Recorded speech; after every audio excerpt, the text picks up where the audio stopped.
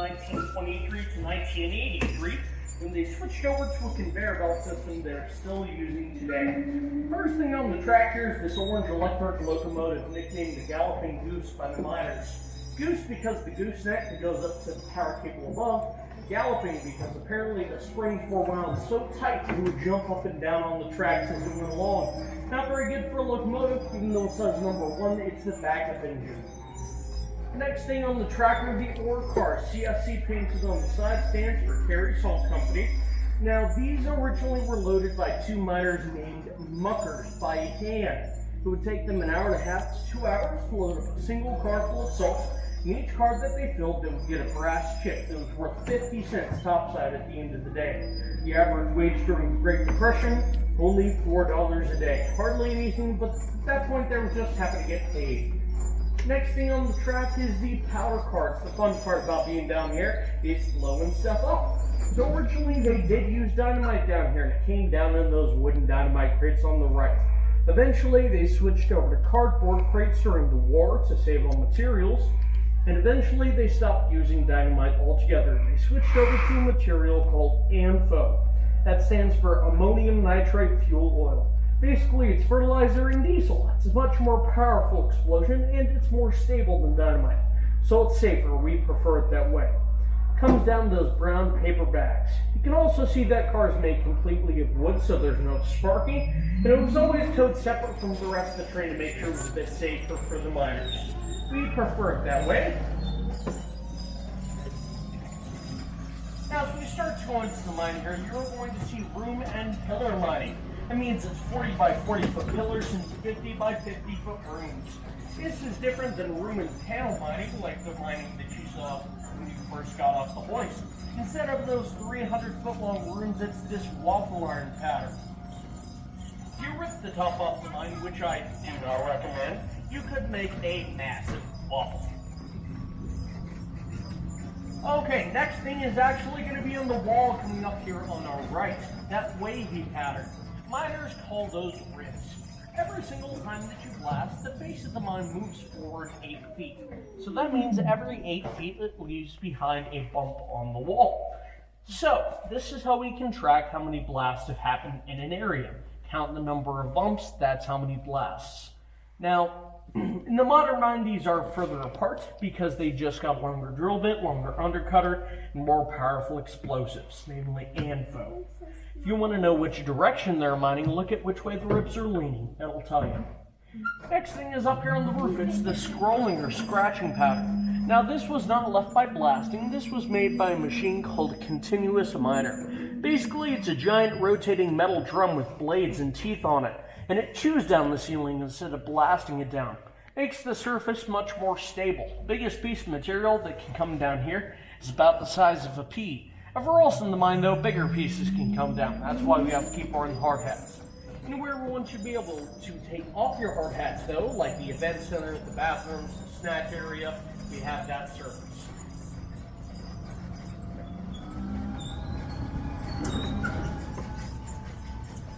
And that is the longest period of time that I won't be talking. Now you're really stuck with me. About to go under East Avenue G. That's the road you turn off coming to our parking lot.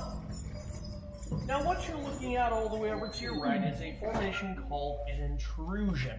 Now what's happening here? Now basically water found its way back into the salt bed 275 million years ago and formed this disruption. We're going to park right up next to it, so we are going to be able to see it a lot better in just a moment. But there are 2 things I want you to remember. First off, that very, very pure salt crystal pod at the very top, and the dark red layer right below it. One can't exist without the other. That's really important to remember. Now, if you look where my light's shining, you can see the different layers in the rock much better. Different layers were formed at different periods. During wet periods, more mud, silt, and sand would settle down to the bottom, creating the darker layers. And what's left above is, well, the lighter layers. Those are formed during dry periods when more water would evaporate, leaving behind more pure layers of salt. Over hundreds of millions of years, it created the 400-foot thick salt bed that we find ourselves in today. Now, it's really important to know that all the salt that comes out of this mine is not food salt. The vast majority of it goes on roads, and a tiny bit goes towards agriculture. You could technically refine the salt to make it table grade, but it wouldn't really be worth it. The biggest customer of this mine is actually the city of Chicago, by all that salt put on the roads. Warning, when I come to a complete stop, it is going to get very dark.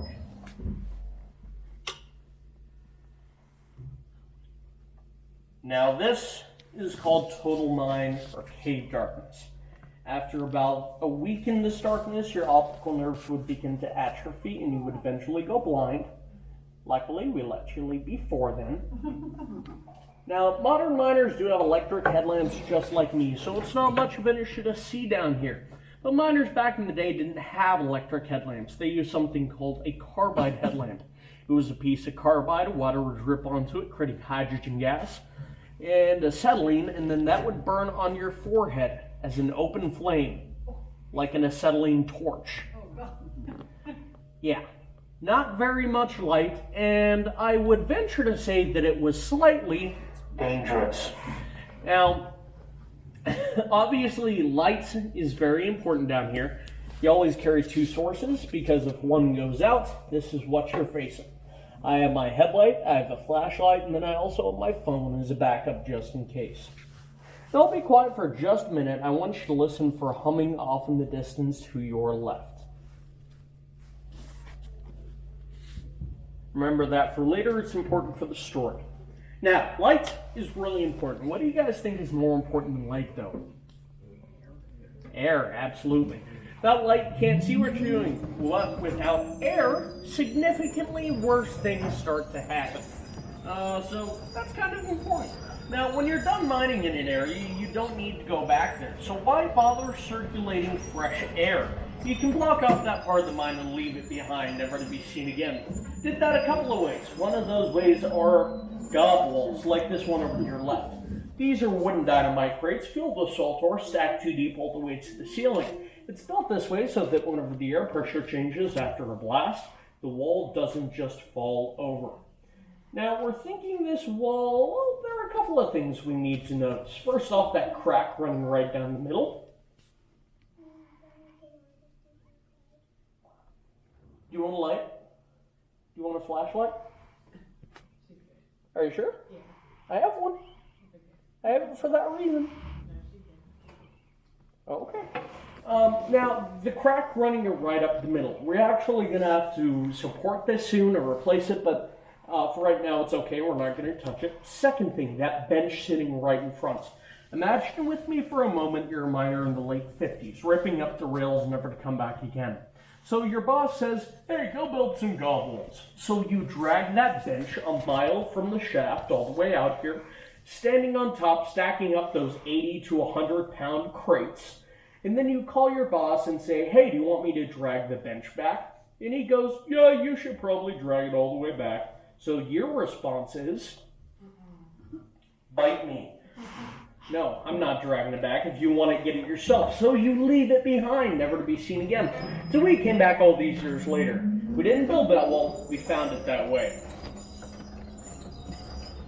Next thing is going to be the best example of red salt we have in the entire mine. As we go between these two pillars called cribbing, it's going to be red on the roof above your heads. So it's this color because it has iron and potassium stuck inside, or might actually have fossilized algae trapped inside from 275 million years ago. Genuinely, it's just a gorgeous formation. Now earlier we saw an intrusion with that white salt and that red salt. So, more than likely directly above that red salt is a very pure crystal pod. Now, that salt has contaminants in it. That's why it's that red color. Now, most of the salt that came out of this mine at this period went towards salt licks for cattle. So, if it was too muddy, they wouldn't take it out to the surface. Or if it was too red, like that, they wouldn't take it out to the surface. The muddy stuff cows won't lick, and that red stuff is potassium. It's bitter, so cows won't lick that. You just shove it off into different rooms and leave it behind. Luckily, we found it all these years later, and now we can sell it to you in the gift shop. Thank you, miners.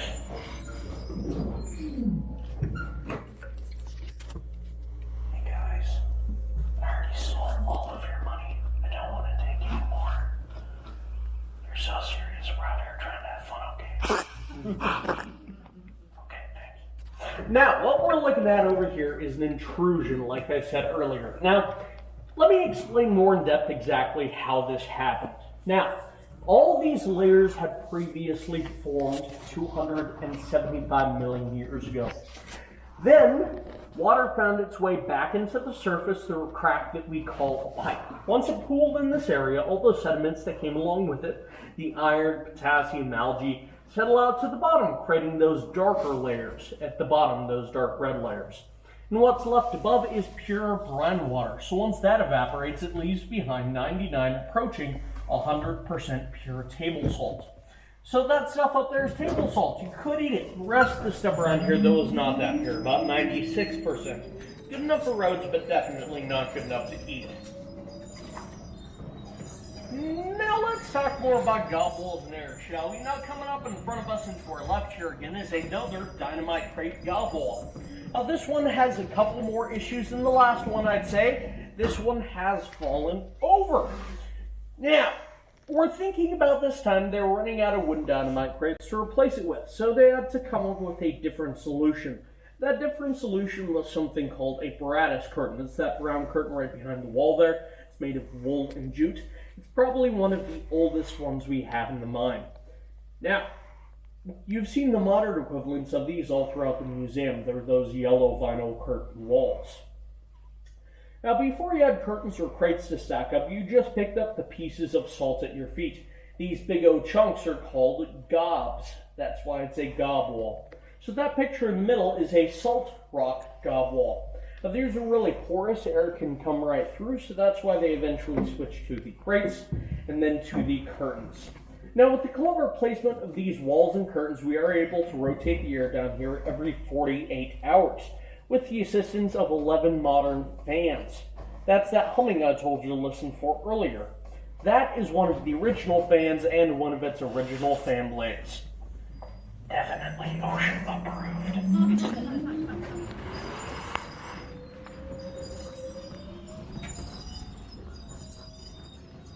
So when you punch a hole in Mother Earth, she kind of wants to close it up.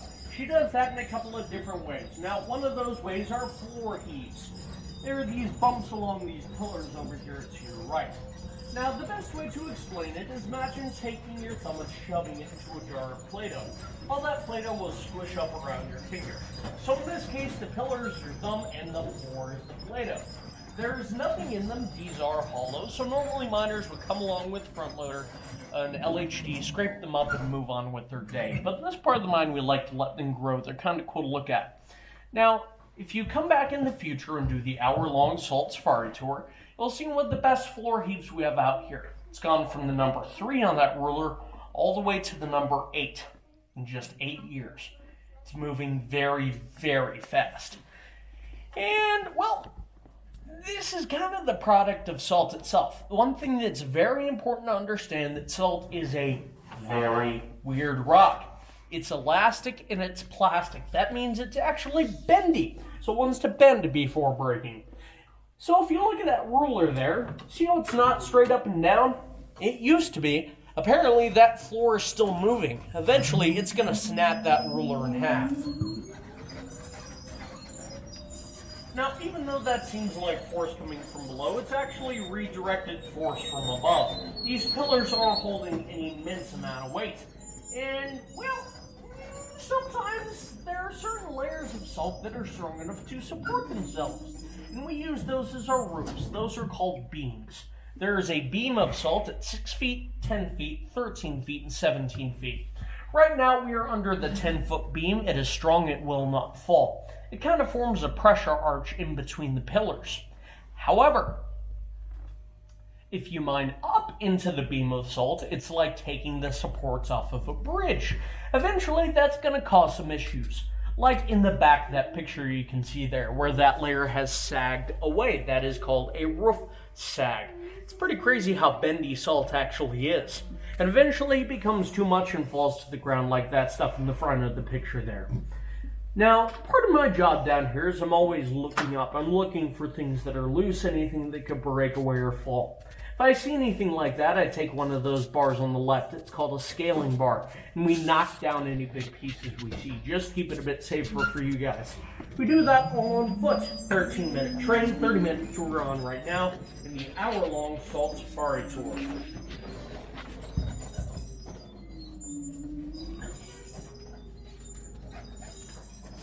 It's actually one of the coolest parts of my job to go out and explore and kind of try and find things that need knocked down.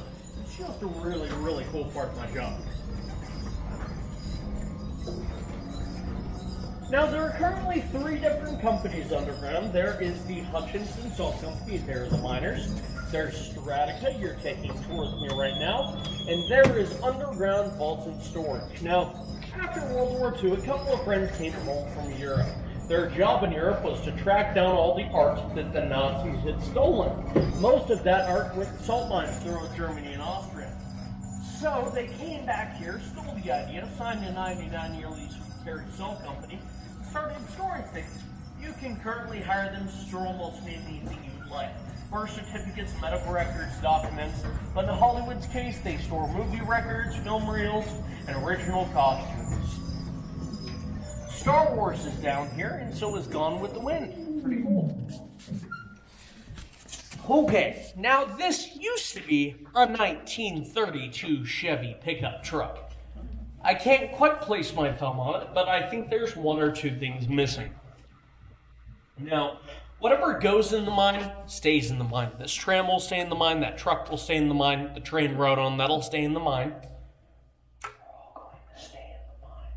No, I'm kidding. You guys can leave. I've been here for 3 months, though. Now, you'll see every tire is different, and also the steering column is from a Dodge, even though it's a Chevy. Now, that is also due because everything we bring down here, we squeeze every bit of life out of it we can. And also, well, there are so many things missing. The doors, the cab, the windshield, all that stuff. Well, to be honest, there's no weather down here. You don't need those things. It's really time-consuming and costly to bring things down here, and whatever goes in the mine stays in the mine. That's because it's really hard to get things down here. Now, the original shaft is only 4 by 5 feet big, so they were able to dangle this thing below the skip with chains and cables and bring it down slowly. Those bigger things, though, like the LHDs and tractors you've seen, had to be cut up into 4 by 5 foot pieces, brought down bit by bit, and then put back together at the bottom. Pretty crazy. Now, this truck also has no engine, but it does have an electric motor. Now, Mr. Carey wanted this to be the most modern mine in the world, title which he achieved. This was the first all-electric mine on the entire planet. Now, the miners tell us this is a very famous truck down here. Apparently, they used to have a game with it. Apparently, there was a 300-foot extension cord that powered it. So they would drive as fast as they could until the cord yanked out of the wall and bet on how far they could coast. We're told the record's 150 feet. Whoever lost the bet, though, always had to push the truck back. In 1958, the Atomic Energy Commission came down here and set up shop. They were looking for a place to store low-level nuclear waste. Salt is elastic and plastic, so if there's a crack, it'll fill itself up. Also, it's very good at absorbing energy, whether that be heat, shock, or radiation. It's also one of the reasons why we don't necessarily feel earthquakes down here. We're kind of at the bottom of a 400-foot thick shock absorber. Now, a lot of those tests that they're doing in the 50s and 60s were not nuclear testing. They were testing creep and flow. They're trying to see how fast the mine is closing on itself. Those tests are over here to your right. There's a pole coming down from above and a pole coming up from below. You can measure the gap in between over and over again, and eventually you'll get the closure rate of the mine. Now, they discovered this mine is closing 1 inch every 500 years. That's incredibly slow for a salt mine, but it's one of the better options they had. So there was never nuclear waste in this salt mine, but there was nuclear waste in the Lyons, Kansas salt mine. Eventually they got rid of it though. There was a bunch of public outcry. Everyone was afraid it was going to pollute the water table, even though it was 400 feet below it. Does that make sense? Sure. Eventually, they moved to a small potash mine just outside of Carlsbad, New Mexico, where they still store nuclear waste today. Salt out there is moving 4 inches every year, as opposed to 1 every 500. Much faster, and they like that a lot better. Now, a lot of people ask, how did we discover the salt? It's not necessarily something you stub your toe on 650 feet underground. Well, there was a man named Ben Blanchard. He moved here in 1886 and bought a bog land that would eventually become South Hutchinson. He was a land developer and banker. To make it more interesting to investors, in 1887, he drilled for oil and natural gas. He didn't find any, but he did find the salt bed, and that triggered the Reno County salt boom of 1888.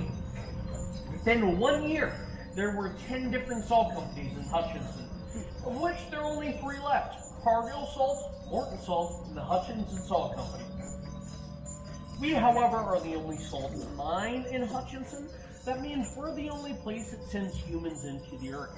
Everywhere else, it's evaporation mining. That means you pump water into the salt bed, pump it out, making brine, evaporate the water in giant rotary ovens, and then you're left with pure table salt. Much better way of getting table salt than mining for it. Now, Kansas does have 2 other salt mines, one in Lyons and one in Gobbles. Now, what is left of Ben Blanchard's legacy, though? Well, he did eventually go on to found 2 other towns, and he actually worked for the Queen of Buckingham Palace as banker. This turned out to be his greatest achievement. There's a street and bridge in South Hutchinson, Blanchard Street. Okay, these are our salt piles. This will be the one place you can get off and grab salt pieces of your salt rolls before you get off. Do not climb in the pile, do not lick the salt, do not throw the salt, you might get me. There are souvenir bags on the table if you'd like to use those, but make sure the piece is no bigger than your fist or your palm. Other than that, lights will stay on for 5 minutes, so try and be back before then. Go and grab yourself a piece. Go for it.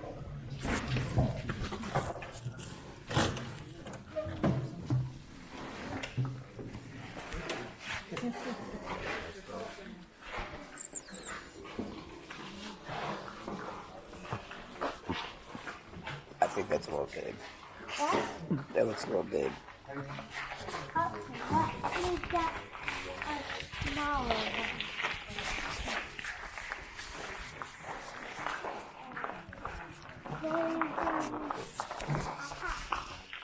What about this? That's a little big. No, I don't want to carry that. What? It's too big. I see him. What about?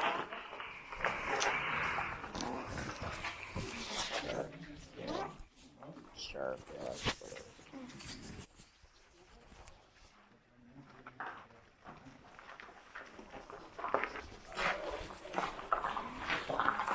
Let's go back.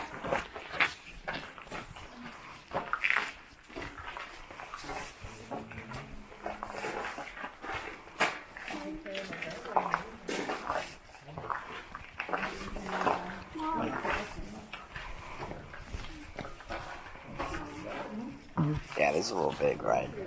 These are too big.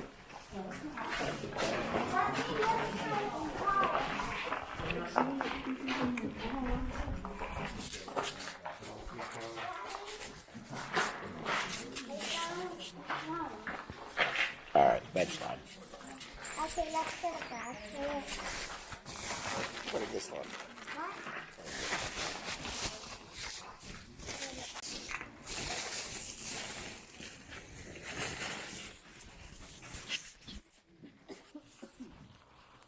Wait, I was on this side.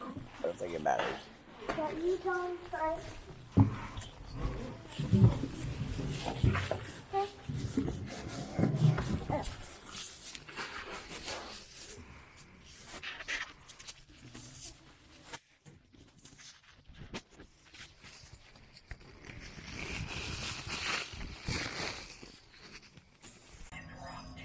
Okay, it's fine. We're out of time. So once you get it home, you want to run it under a little bit of lukewarm water. That'll wash off the dirt and grit. Then spray it down with a little bit of clear coat. That'll keep it nice and shiny. Now, the one thing not to use is polyurethane. Polyurethane will turn the salt yellow right away, so try and avoid that. Also, Don't leave it on any nice wood or leather surface without any barrier. That'll leave a big white stain that's really hard to get rid of. So leave it on a piece of glass or tile, that should protect it.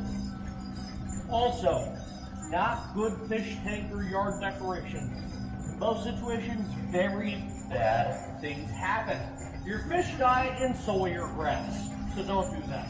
Then when you're sad and you go to talk to your pet rock like you do, it will have dissolved, so don't do that. Now, looking at Hutchinson, it's impossible to deny the entire city is greatly influenced by the salt mine. Let's take their high school, for example. So, the Hutchinson High School mascot is the Salt Hawk. Their pep club is nicknamed the Briny Birds. And the Hutchinson High School dance team is called the Salt Shakers. I wish that was a joke, but it is oh so real. Okay, now over there to the right behind that yellow gratis curtain is our event center. Build a bunch of different events down here. Weddings, family reunions, gatherings, anything of that kind. But one of our favorite things to do are Boy Scout overnights.